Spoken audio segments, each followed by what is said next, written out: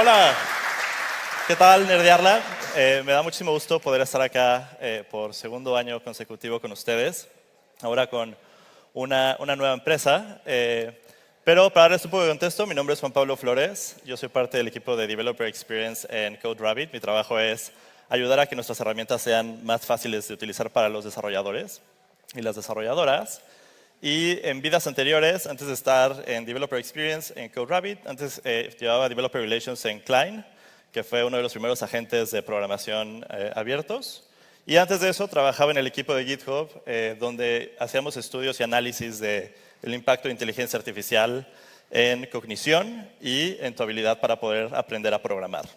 Entonces, llevo un rato ya trabajando en este tipo de ecosistemas y hoy una de las cosas que he visto que muchas y muchos desarrolladores no le prestan mucha atención todavía es en Context Engineering.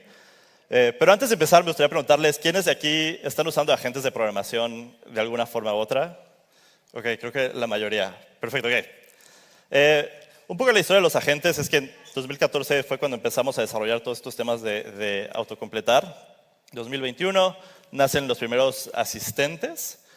GitHub Copilot fue el primer asistente donde podías tener estas conversaciones con tu código, podías pedirle que hiciera cambios o que autocompletara de manera prolongada y que realizara algunos cambios sencillos a tu base o a tu código. Y no fue sino hasta 2024 que empezamos a tener agentes, y la diferencia que tenían los agentes es que podían no solamente hacer estos cambios de código, pero se crea una cosa que le llamamos el Agentic Loop, que es esta idea de un agente poder no solamente tú darle una instrucción que busque el resultado, pero que pueda realizar toda una iteración sobre qué tiene que leer, qué información necesita, qué herramientas necesita acceder y cómo puede brindarte esos resultados que estás buscando. La idea aquí era que la gente pudiera tomar muchas más decisiones que los asistentes que tenemos en esos momentos. Y como dato curioso, por ejemplo, Klein fue el primero que se convirtió como uno de estos agentes. Y nace Klein de contribuciones de código abierto que estaban en ese momento. Y si ustedes han utilizado el modo plan en alguno de sus agentes, el modo plan nace justamente de un contribuidor que quería poder cargar un archivo de Markdown a la gente para poder darle una serie de instrucciones. Y cuando hicimos ese cambio y agregamos el modo plan a Klein, fue cuando empezamos a ver que los agentes podían no solamente hacer tareas muy pequeñas, pero ya empezaban a hacer desarrollos de features completos por su cuenta. Entonces, no es hasta que tenemos agentes que empezamos a tener un acceso mucho más amplio a herramientas, a maneras en las cuales vamos a estar explorando el código, etcétera, etcétera. Y queremos explorar un poco más cerca de ello. Pero si les puedo ser muy honesto, si ustedes trabajan hoy en día con agentes, los agentes de generación de código ya están comoditizados. Ya sale un agente nuevo cada mes. Si ustedes planean sacar un agente nuevo pronto, llegan a un mercado extraordinariamente saturado, donde ahorita los que están ganando esta competencia no son necesariamente los agentes más innovadores, pero sino aquellos que tienen una cadena de distribución mucho más amplia. Entonces, si ustedes ven, por ejemplo, un GitHub Copilot, si ven un Cloud Code o un Codex, muchas de las razones por las cuales los tenemos en la mente no es necesariamente porque sean los mejores agentes, pero los tenemos en la mente porque son los que llegan a nosotros y los que nos están mandando ya sea publicidad o ads. Si alguna vez han visto KiloCode, KiloCode paga millones de dólares en marketing para poder aparecer en tus timelines de Twitter y de Instagram. Y la realidad es que ya hoy en día la parte de innovación en los agentes ya no se trata tanto de cómo optimizar el agente o cómo hacer que la gente pueda comprender el código de una manera nueva, sino todo lo que se está construyendo encima de la gente. Y una de las cosas que nosotros estamos viendo que está convirtiéndose ahora como en la frontera en temas de agentes y de programación es la parte de revisar código. Y si alguna vez ustedes han hecho, por ejemplo, que GitHub Copilot les genere el código y luego les revise el código, cualquier agente haga las dos tareas, es un poco distinta la manera en la cual una persona genera código. Por ejemplo, si ustedes están trabajando en un proyecto y están programando por su cuenta, es muy distinta la serie de pasos que tú realizas a si realizas una tarea de revisión de código, donde no solamente tienes que intentar intuir los cambios, pero tienes que hacer un montón de pasos más para poder revisar el código que te está llegando y poder asegurar que este código que se está lanzando es de calidad. Por otro lado, uno de los mayores barreras que existen hoy en día, ya no, otra vez, no es generar código. Ya podemos generar código muy rápido. Ya tenemos nuestros agentes de todos los días, pero también tenemos cosas como OpenClaw, que ya tienen mucha más capacidad de poder hacer tareas de manera autónoma, al punto de que ya ni siquiera revisamos el código que mandamos a producción. Estoy seguro que más de uno o una aquí ha mandado un PR o mandado a producción algo que ni siquiera ha pasado por un sistema de revisión. Y es un poco aterrorizador, pero también es algo bastante interesante a considerar, dado que creo que estamos empezando a tener mucha más confianza en que los agentes están realizando las tareas de manera correcta. Si ustedes lo revisan, los agentes que han salido últimamente ya no son necesariamente agentes en un IDE donde puedes ver el stream de cambios. Hoy en día estamos utilizando más temas como CLIs, que en esencia lo que hacen es tener la interfase más básica, con menos saturación, para poder enfocarte únicamente en cómo le estás dando tareas a los agentes. Hay otro beneficio bien importante de los CLIs que están saliendo hoy en día, y es que te permiten generar integraciones. Si ustedes han utilizado, por ejemplo, algo como un Klein acaba de sacar una cosa que se llama Kanban, donde puedes, en lugar de tener tú que mandar como prompts a la gente, tienes un Kanban de to do, doing y done, donde como tú lo único que tienes que hacer es crear todas estas tarjetas y la gente empieza a crearlas y a moverlas para poder hacer todos los features que tiene que hacer. Entonces, lo que permiten los CLIs hoy en día es que tú como usuario puedas explorar con distintas interfaces, dependiendo de qué preferencias tengas tú para poder hacer ese código. Y hoy en día hemos visto todo tipo de interfaces nuevas, desde, como decía, el Kanban, pero también hay interfaces que son videojuegos, donde un agente es representado por un personaje y empieza a generar todo el código. Y ahora, hablando sobre todo de la revisión de código en particular, quiero muy particularmente hablar de cómo estamos pensando que se hacen las revisiones de código. Número uno, cuando hacemos una revisión de código, normalmente un agente que tiene un harness como generativo no funciona tan bien, porque cuando revisamos el código no solamente estamos revisando líneas de código, estamos revisando muchos más componentes. Entre ellos, por ejemplo, tenemos que entender el código de otra persona, que como una tarea cognitiva, si han tenido o han trabajado en proyectos de la escuela y les ha tocado compartir código con alguien, es una tarea extraordinariamente difícil en ciertos momentos, dependiendo con quién trabajen. También tenemos que revisar cuál es la intención de los cambios de código. Esto es bastante normal cuando tenemos proyectos open source, donde la persona que es el maintainer del proyecto no solamente revisa esos cambios, pero también tiene que revisar cuál es la intención del autor detrás de este código. Tenemos que revisar temas de performance, evaluar la arquitectura, y la última, que es la más complicada, que es cómo comunicar estos cambios sin frustrar al autor principal. Probablemente algunos de ustedes han hecho contribuciones a open source antes, y una de las cosas que es terrible es que te emocionas muchísimo por hacer cambios a un proyecto open source, haces el submission y luego tienes que esperar probablemente días a que alguien revise ese código. Y ese problema solamente ha crecido más ahora con agentes donde cualquier persona puede hacer solicitudes de cambio sin necesariamente haber leído los cambios y dejarle la tarea de revisar a la persona que es el maintainer de este proyecto. Entonces, los maintainers hoy en día de proyectos open source están no solamente hartos de la IA, y creo que tienen realmente un punto válido al decir que la IA está saturándolos y que es algo malo, pero por otro lado hay maneras en las cuales también podemos empezar a generar ayuda o apoyo a los maintainers de estos proyectos. El antipatrón que hemos visto también es, ¿alguno de ustedes ha escuchado, por ejemplo, que hay nuevos como agentes de revisión de código? Han empezado a salir, cada mes está saliendo uno nuevo, y lo que estamos viendo, por ejemplo, Anthropic saca Cloud Review. El costo por review de algo como un Cloud Review es de $25 por review, que es extraordinariamente imposible para que la mayoría de la gente lo pueda pagar. OpenAI también saca su Code Review, un poco más barato, pero también es bastante caro. Y la razón por la cual es bastante caro es porque estas empresas no solamente tienen que pensar en estas herramientas desde el punto de vista de generación, pero empezar a generar harnesses, que es como la manera en la cual los agentes trabajan para poder hacer esta parte de revisión de código. Y lo más caro de todo, como decíamos, la revisión de código es cognitivamente una de las cosas más difíciles que como seres humanos podemos hacer. Entonces, esto consume mucho más contexto en nuestros agentes, Y si ustedes han utilizado algo como Cloud Code, saben que el contexto y el uso de tokens es bastante limitado. Entonces, lo que tenemos que revisar cuando hacemos un review de calidad o un review de cambios en proyectos de código son 3 cosas fundamentales. Lo primero es el harness, que tiene que ver con cómo la gente va a interactuar con este código y qué pasos tiene que seguir para poder hacer la revisión. El segundo punto es el modelo correcto, y esta parte es cuando las cosas se vuelven ya un poco como más complejas.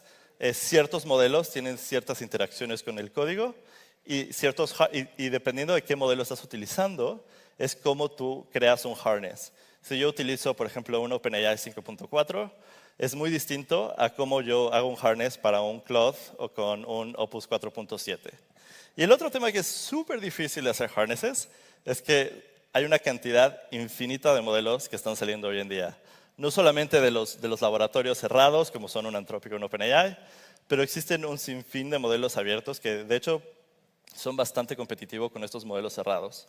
Si alguien ha escuchado, por ejemplo, de Minimax, han escuchado de CAI-GLM, Kimica 2.5, que es bastante conocido ahora porque Cursor utiliza Kimi como uno de los modelos base para luego hacer fine tuning de sus propios modelos.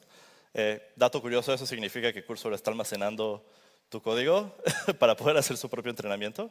Entonces, hay muchas cosas ahí que tienen que tomar en consideración al momento de hacer el harness y utilizar el modelo correcto.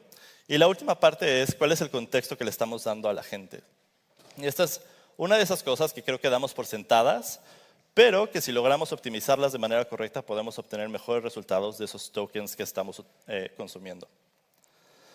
Entonces, la diferencia ahí entre prompt y context engineering, creo que prompt engineering se volvió muy popular hace un año, donde todo el mundo estaba metiéndose a Reddit, si eres como súper metido en esos temas, y te metías a los Reddits más oscuros para conseguir las palabras mágicas que iban a darte los resultados. Esto generó unos prompts así de 30 páginas para poder hacer las tareas más sencillas, y después descubrimos que hay maneras mucho más sencillas de poder hacer el prompt engineering. Sin embargo, tú puedes darle el prompt más complejo y perfecto y hermoso del mundo a tu agente, pero si no tiene acceso al contexto adecuado, el agente no va a poder realizar las tareas necesarias. Entonces, lo que hacemos cuando tenemos un agente de revisión de código son varias capas. La mayoría de los agentes se especializan en las primeras 2 capas. Si tú tienes como un agente de creación o generación de código, normalmente estos agentes tienen acceso a las primeras 2 capas, que es poder entender el diff y los archivos modificados, pero hay toda una serie de capas adicionales que podemos utilizar para que el agente, cuando revise el código, tenga el contexto correcto para poder hacerlo de una manera que sea precisa y que reduzca la cantidad de ruido que pone cuando estás haciendo una revisión de código. El dilema aquí es, ¿alguien ha escuchado de los context windows, de sus modelos de inteligencia artificial? Pues dependiendo del modelo que tengas, es el context window que puedes hacer. Cuando salió Opus 4.0, creo que fue uno de los primeros que empezó a tener 1 millón. Bueno, el primero fue realmente Gemini, como 2.4, que tuvo 1 millón de tokens de contexto. Pero una de las cosas que se vuelve complicadas es que si le damos demasiado contexto a la gente, el agente va a entrar en una cosa que le llamamos el needle in the stack, que tiene que ver con la aguja en el pajar. Entonces, entre más contexto le demos, es más difícil para la gente encontrar tokens que sean de alto valor para realizar una tarea. No solamente eso, pero si le damos demasiado contexto, también el procesamiento de cada una de las tareas o de los tasks que le pidamos a la gente se vuelve extraordinariamente más caro. Y en general lo que hemos notado es que después de 300,000 tokens, los modelos empiezan a tener muy, muy mal performance. Entonces, aunque tengas acceso a una ventana de contexto de 1 millón de tokens, normalmente, si estás pasando de los 250,000 tokens, mi recomendación es que empieces a hacer compresión de esa memoria. De otra manera, vas a empezar a pagar muchísimo, probablemente ya en unidades de dólar por cada task que pongas a la gente a hacer. Y también tienes muchos peores resultados. Por otro lado, todos hemos escuchado de las alucinaciones.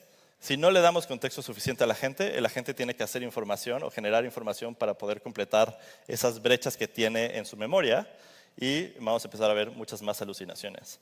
Esto lo vemos también nosotros como seres humanos. Si yo les pregunto qué hicieron hoy en la mañana, puede que me digan un par de cosas. Si yo les digo en marzo de 23 de 2016 qué estaban haciendo, la ventana de contexto se amplía y tienen que encontrar información mucho más específica. Y entonces se vuelve virtualmente imposible para la gente poder realizar las tareas que buscamos. Entonces, ¿cómo podemos empezar? Aquí la idea es cómo podemos empezar a dar no solamente contexto que sea importante para la gente, para la revisión de código, y cómo podemos también evitar darle demasiado contexto a la gente para poder realizar estas tareas. Y el primer punto de partida son los diff. Si ustedes han utilizado Git, saben que es un Git diff, que en esencia les da un resumen de los cambios que han realizado. A esto se les conoce como patches, que son un bloque de código, donde lo único que te da desafortunadamente Git es qué líneas de código fueron cambiadas y un poquito más.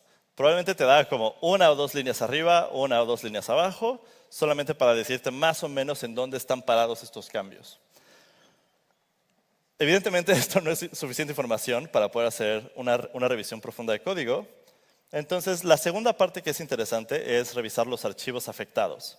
Con el git diff yo puedo obtener qué archivos fueron afectados en este cambio y de esa manera puedo empezar a cargar en el contexto únicamente los archivos que tuvieron algunos cambios.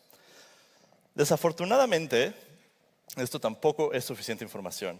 Y para esto nace una cosa que le llamamos el Agentic Exploration, que tiene que ver con cómo el agente, a través de su harness, puede explorar todo tu codebase.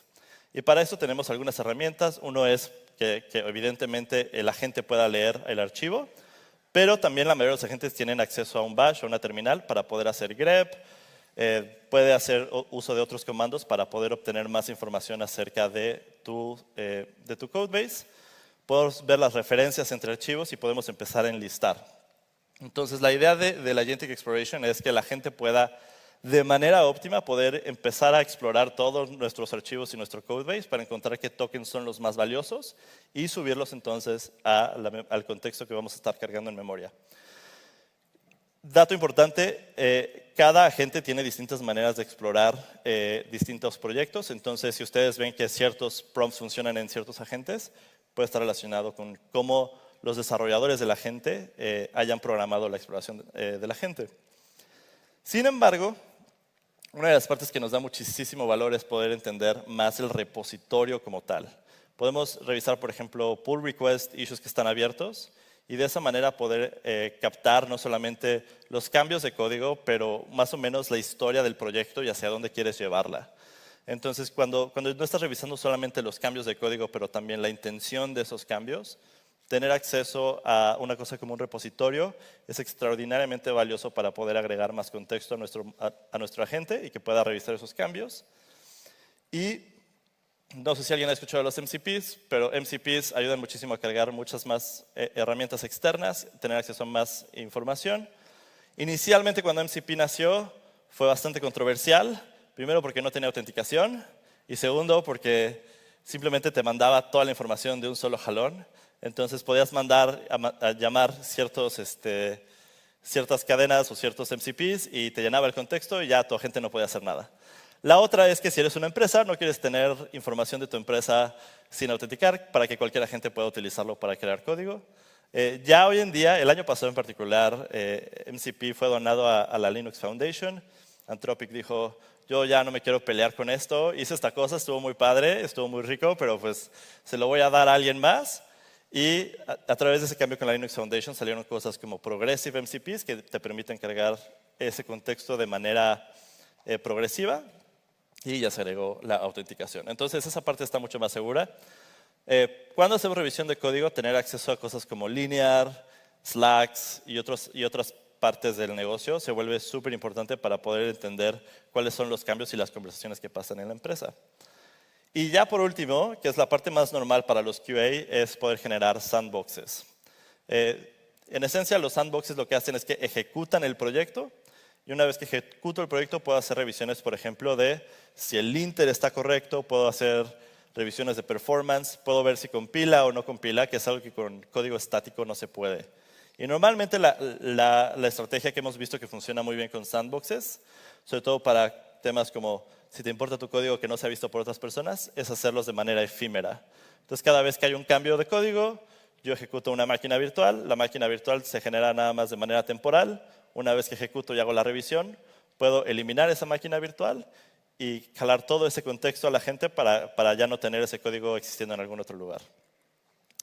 Entonces, si nosotros juntamos estas tres piezas, generamos una cosa que es más como un review con más calidad. Podemos entender a mucha más profundidad la intención de esos cambios.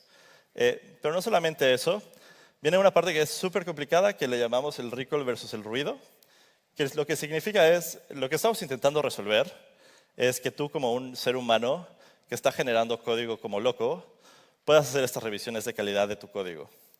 Si nosotros te damos demasiados bugs, demasiados issues que hemos encontrado en tu código, el agente de revisión de código se vuelve más ruidoso y hemos notado que la gente simplemente no tiene una muy buena experiencia con eso.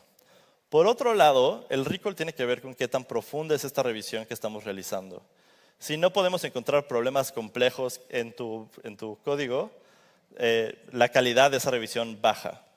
Entonces, en general, queremos estar como en esta parte que es la parte superior derecha, donde tenemos calidad y tenemos poco ruido.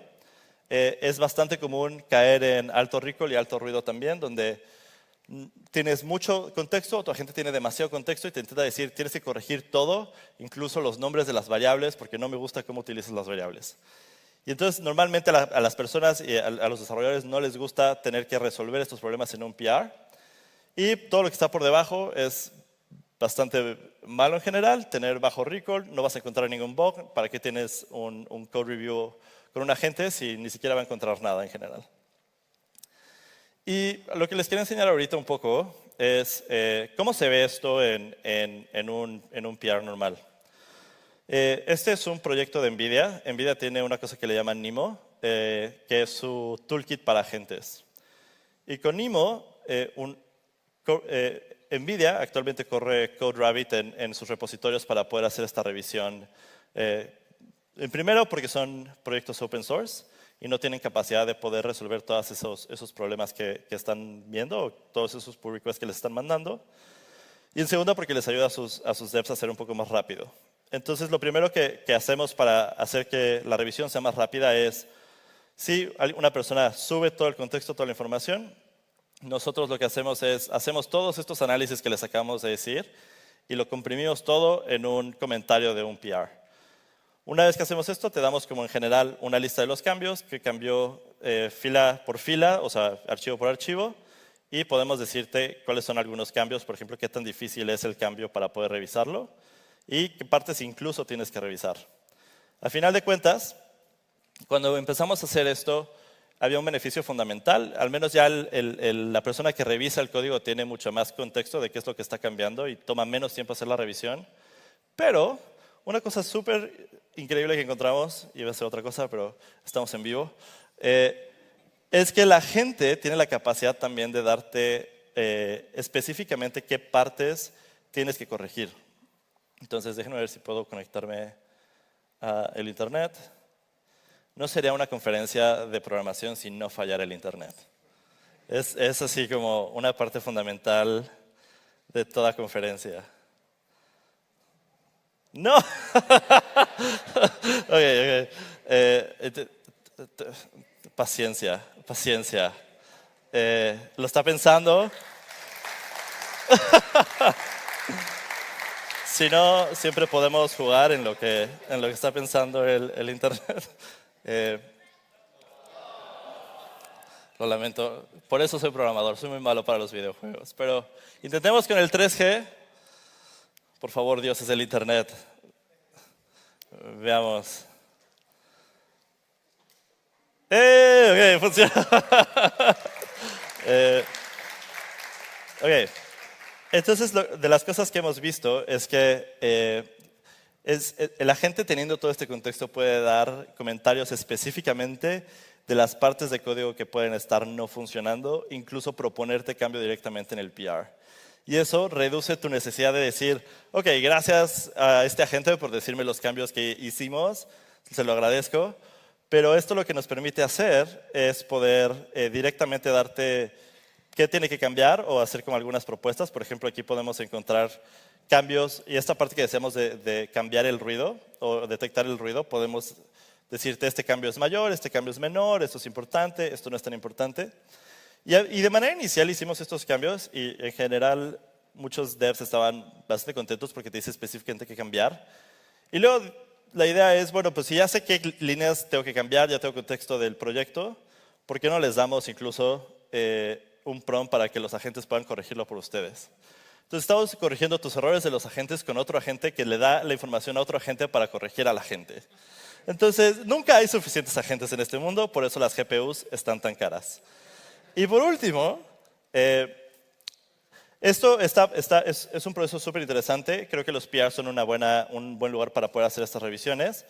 Pero una de las cosas que hemos estado platicando con devs, y esto es así como, no, el Internet. Una de las cosas que hemos platicado, ¿alguien aquí utiliza Codex para programar? ¿Quién aquí es como Codex? ¿Quién aquí es como Cloud Code?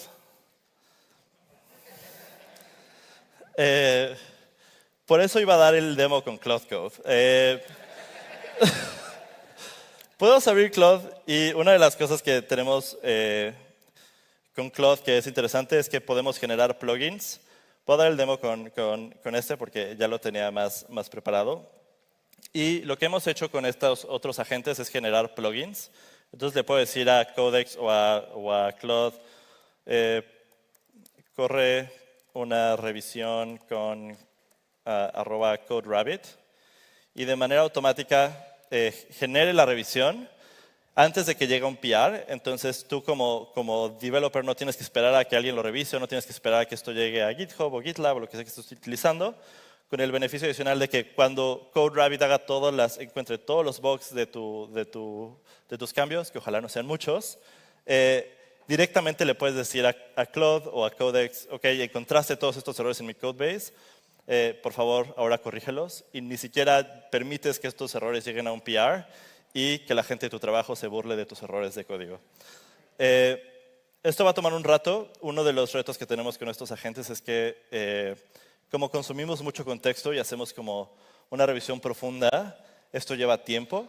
Entonces, normalmente van a ver que Codex, sobre todo cuando lo tienen ustedes en un plugin, se toma un poco de tiempo, pero al final de cuentas, correr estas revisiones antes de que lleguen a un PR resulta ser mucho más rápido y barato que esperar a hacer los cambios ya una vez se haya publicado en un PR o en GitHub de manera pública. Entonces, lo que hemos intentado hacer con todas estas herramientas es, número uno, estamos dando buenos resultados o mejores resultados. De hecho, si queremos hacer el benchmarking, este es un benchmark que sale sobre code reviews, sobre cómo está haciendo el performance el agente de revisión de código. Y esto es publicado por The Martian, que es como un grupo nuevo, bastante bueno de investigadores de AI. Y ahorita, una cosa que tienen buena es que estos son online, o sea, no es un benchmark estático, sino que cada día están recolectando todos los PRs de proyectos públicos y analizando los resultados de los pull requests. Ahorita Cloud está en el número 1, pero si les soy honesto, si quieren pagar $25 por revisión de código, pues creo que tienen una serie de problemas adicionales en su vida, que esto no es lo más importante. Sin embargo, con CodeRabbit, una de las cosas buenas que tenemos es que es gratis para tus proyectos open source. También damos como un trial gratis de 14 días. Y como todo en esta vida y todos los agentes, vimos que tenemos una lista enorme de agentes. Lo más importante con esos agentes, mira, ya me encontré un montón de errores. De estas cosas que hemos visto con agentes es que la mejor manera de poder saber qué tan bueno es un agente es probándolo, porque también tiene que ver un poco con qué preferencias tienes tú con la interacción con ese agente. Cosas que se ven a futuro súper interesante, Inference Engineering. Ya tenemos Prompt Engineering, ya tenemos Context Engineering y ahora tenemos que tener Inference Engineering, que tiene que ver con la cantidad de GPUs que tenemos disponibles en el mundo son bastante limitadas. ¿Cómo podemos sacarle el mayor provecho a esas GPUs para poder hacer el procesamiento de código? O cualquier otro algoritmo o modelo de IA. Utilizar traces como dataset, que tiene que ver con cómo podemos utilizar estas conversaciones que tienes con el agente como contexto adicional para entender la intención de esos cambios. Si tu agente es muy malo o el modelo es malo, aún así podríamos entender la intención y ofrecerte una revisión de código mucho más eficaz que corrija esos problemas que hubo con el modelo. Y la tercera, que es lo que todo el mundo está haciendo ahorita, que es multiagente especializado. En esencia, cómo podemos orquestar o tener agentes que tienen un harness específico para distintas partes de la revisión de código.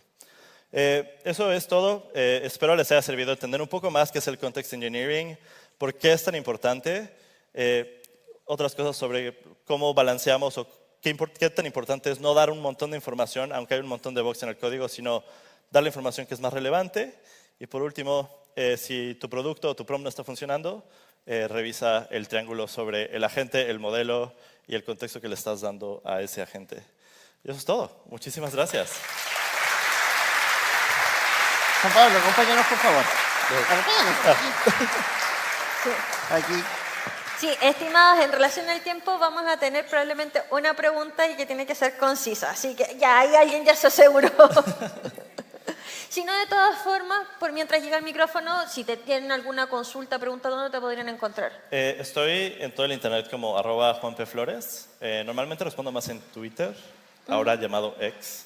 Ajá. Pero ahí estamos. Ya. Súper. Bueno, primero felicitaciones por la charla, muy buena. Nosotros usamos CodeRabbit en mi trabajo, muy bueno por cierto. Y tengo dos preguntitas así muy precisas, que es una, ¿cómo ayudamos a que CodeRabbit entienda mejor nuestro código para que haga mejores revisiones? Y la otra, ¿cómo hacemos que CodeRabbit corra un poquito más rápido en CI, sobre todo, que a veces nos toca esperar harto para asegurarnos? Sí, el tema de que corra mejor es, CodeRabbit tiene una cosa que son las instrucciones. Puedes modificar tú el .CodeRabbit YAML file que te va a permitir hacer instrucciones específicas.